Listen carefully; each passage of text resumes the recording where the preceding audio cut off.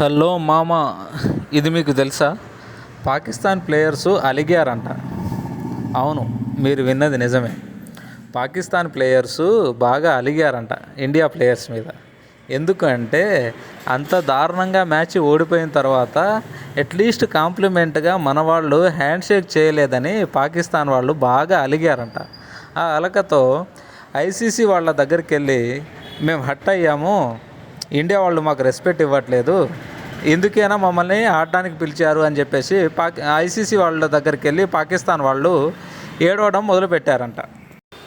సరే, మరి ఏం చేద్దామని ఐసీసీ వాళ్ళు పాకిస్తాన్ టీంని అడిగితే, మేము ఈ ఆసియా కప్ని క్విట్ అవుదామని అనుకుంటున్నామని చెప్పేసి అని చెప్పారంట ఐసీసీ వాళ్ళతో. అయితే సరే, క్విట్ అయితే క్విట్ అవ్వండి, అది మీ ఇష్టము.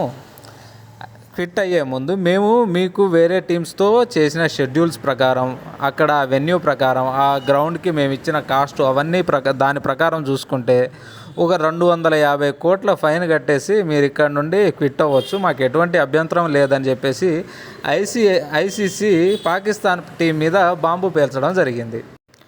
దేశంలో ఉప్పు పప్పు నీళ్లు కొనడానికే డబ్బులు లేక చస్తుంటే వీళ్ళేంటి 250 కోట్లు కట్టమంటారు.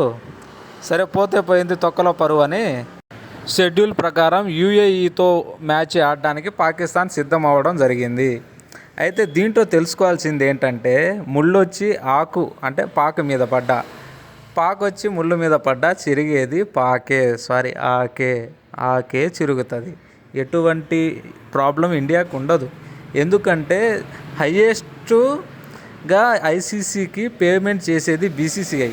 ఇక్కడ హ్యాండ్ షేక్ చేయడం అనేది ఎవరిష్టం వాళ్ళది. హ్యాండ్ షేక్ చేస్తాము చేయము, మా ఇష్టం అది.